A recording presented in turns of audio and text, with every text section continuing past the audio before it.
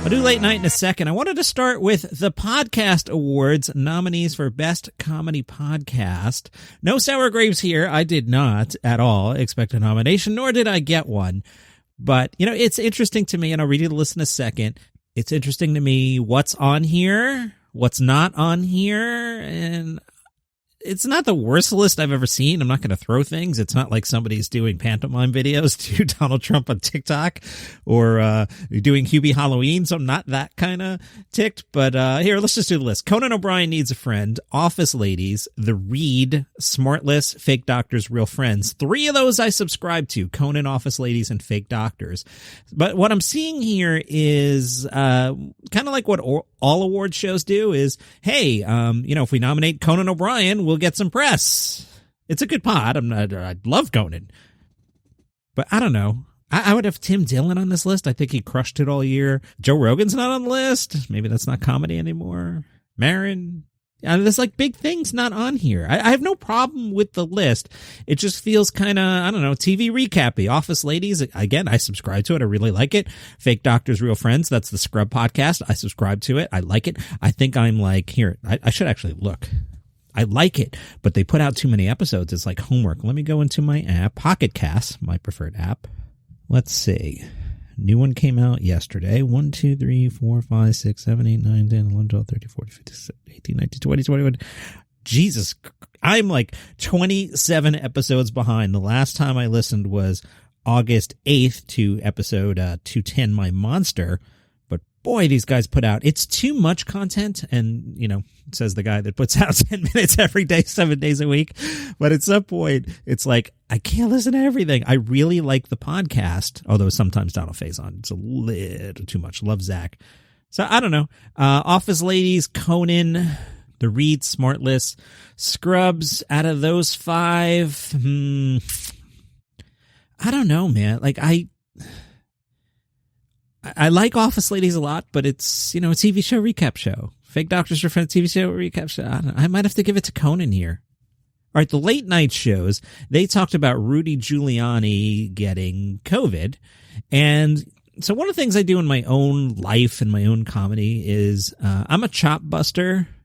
I'm sarcastic as heck, but I don't like to do mean. So I didn't want to lead off with these because, you know, COVID's pretty serious and, you know, I don't know, the guy's older and maybe it goes sideways. And I know I've been doing COVID jokes most of the year about, you know, some really horrible people that have done horrible things.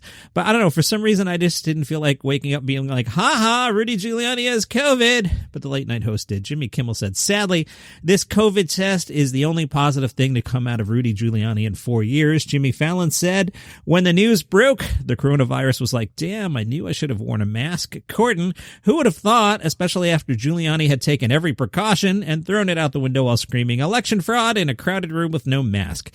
Kimmel, he's in the hospital now. He claims he's feeling good. He claims he's recovering quickly. He's feasting on the blood of newborn babies in the maternity ward. Colbert, all right, for a man his age, it's a troubling diagnosis, but I have no doubt he'll get top-notch medical care. Plus, you know, Rudy will stay hydrated. He drinks so many fluids, they leak out of his skull. Colbert again. So, for just a partial list of Rudy's achievements since the election, he's lost 48 lawsuits. He's melted on camera. He farted in court. He got COVID, and he shut down a state legislature. The only thing more embarrassing would be if he married his own cousin. Wait, he what? Yeah, you can Google that one. Kimmel, we may look back and see that he gave his life to overturn the results of this election. Ouch, ouch. See, that's like, I don't want to get into politics here, but like, that's when I'm like, oh man, yeah, like the guy dies. I don't know if that's funny. I don't know if I want to go there. Trevor Noah. And as much as you might have some schadenfreude about this thing, Giuliani testing positive for COVID-19 is a terrifying new development because you realize up until now, we didn't even think that dead guys could get corona. Seth, Giuliani decided to get tested after experiencing symptoms for the last 20 years. That's kind of funny. Fallon, apparently the doctor asked, when did you start feeling a little off? And Rudy said, right around 2009. Also funny. Fallon, it keeps getting worse for Rudy. After his test showed he had COVID, he challenged the results in court and lost. Excellent joke, Fallon. Rudy was like, how could this happen? All I did was travel around maskless and use whatever I found laying around to wipe my face. Fallon writers, good job there. 3 in a row, man. Kimmel, he's gone from America's mayor to America's sprayer. That's hack, Jimmy. Come on, pick up your game, Jimmy Kimmel. Fallon's writers are crushing you. I'm going to read that again. He's gone from America's mayor to America's sprayer. That's a terrible joke, Jimmy Kimmel. You're so much better than that. Trevor Noah. So yes, Rudy Giuliani has tested positive for the coronavirus, although he is suing to have that test results overturned. It's a repeat of a Fallon joke. Marc Norman talked to the Connecticut Post about being on late night, and he said late night TV is pretty useless as a promotional tool, but it's fun for the comic. It's purely for the comic, really. You put on an outfit, hammer down a tight 5, and get to be on TV for a couple of minutes. It's exciting. It's showbiz. Late night sets are like a tightrope walk. If you nail it, it's great, but if you make one flub, it's pretty much done. It's a rush. Jay Leno said it best. You're the only thing on that network for 6 minutes. The Post asked Norman, any new projects coming up? Listen to this answer. I'm working on a show with puppets now where aliens try to understand the contradictions of people from a space telescope. Mark says, I'm sure it'll never sell, but I like it. I gotta agree with you there. There's just so many contradictions out there. We say big is beautiful, but applaud when you lose weight. There's no such thing as gender, but the future is female. All lives matter, but I won't wear a mask, etc. Plus, I'm always working on my podcast, so that's cooking too. Give it a goog. His podcast is called Tuesdays with Stories. You will like it. John Oliver made a surprise extra episode appearance. I didn't know this. Good thing Vulture caught it. I would have totally missed this. About a month ago, Oliver made a passing comment about the lack of knowledge of Pringle's guy, on the can, the guy, not knowing anything about the guy's body, which led to the show being inundated on social media with bizarrely sexual drawings of Pringle's guy's anatomy from the neck down. Oliver popped on to tell Pringles he's willing to give them a $10,000 charity check, but only if they're willing to give answers. John says, why is Pringles dodging our question here? We're truly not asking for a lot. We've seen a ton of excellent Pringles bods. We just need to know which one is canon. I know so much useless information about Pringles, but not the one thing I really want to know, which is, what is Julius Pringles working with from the neck down? The Daily Beast spoke to Jessica Kirson. She's on their Last Laugh podcast, another comedy podcast not nominated for the Podcast Awards, joining Tuesdays with Stories by Mark Norman and Daily Comedy News. Why wasn't Jessica Kirson offended by Bill Burr's homophobic SNL monologue? Her answer, I think because I know him so well, I don't get offended because he's such a caring, loving, accepting person. I mean, he could not be more accepting of my gay marriage and me having children. And so he's one of those comics who enjoys getting people riled up, which is what so many people do on Twitter. They won't do it live in a stand-up set, but they'll do it on Twitter all day long. I do get concerned with a lot of comics and things they say.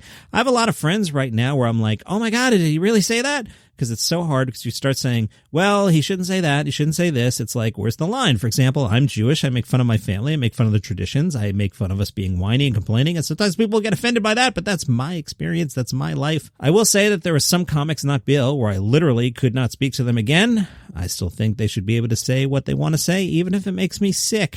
Andrew Schulz has announced a 4-part comedy event on Netflix.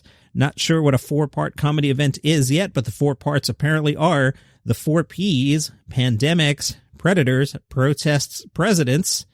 Schulz Saves America on Netflix December 17th. And today's silly story is from Vulture, who asked, have you ever ordered a KFC famous bowl, stared at the face on the side of the package, and dreamt about what it would be like to hook up with him?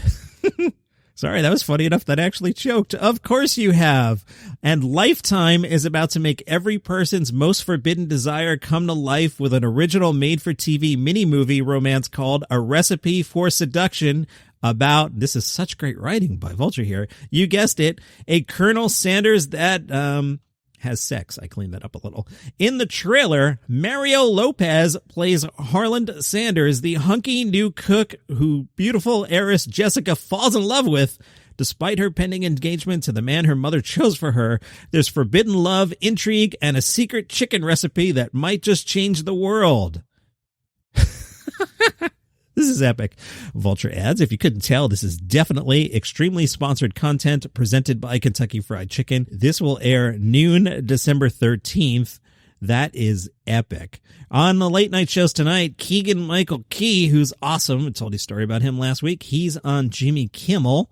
I'm trying to figure out, I've been making a list of my top 10 comedy things, and I was going to do it like December 20-something, because I thought it would make good filler, but I see everybody else is dropping theirs now. I should wait, right? Because A, who really cares what my list is, and B, I'm going to need the filler, aren't I? I should wait.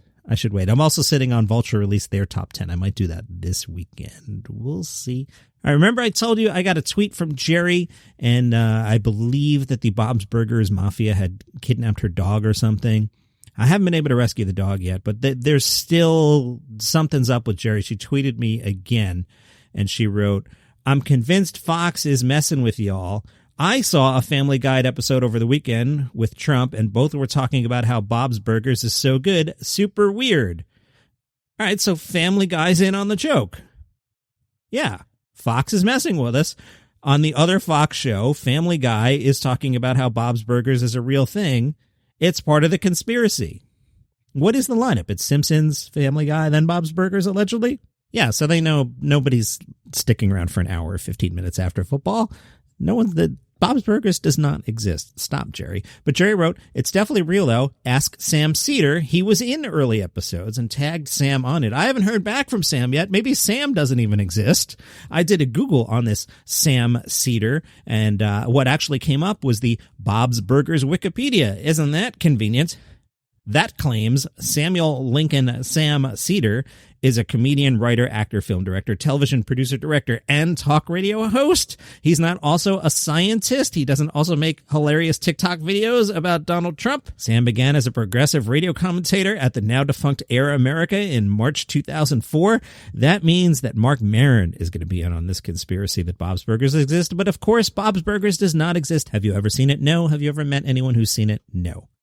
Supposedly, if the show exists, Sam Seder would have voiced several characters: Hugo Habercor, Harold Cranwinkle, Officer Cliffany, Scott Baggs at Lobsterfest, Al in It Snakes a Village, and Nathaniel in SEA, See Me Now.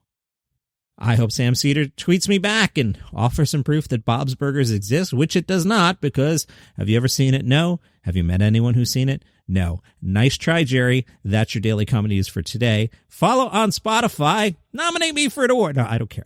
Really don't care. Follow on Spotify. Subscribe on Apple Podcasts. And hey, remember like 12 minutes ago when I said that the Scrubs guys were putting out too much content, says the guy who puts out 7 days a week? Yeah, here's a 10-plus minute episode. I should shut up. Bye.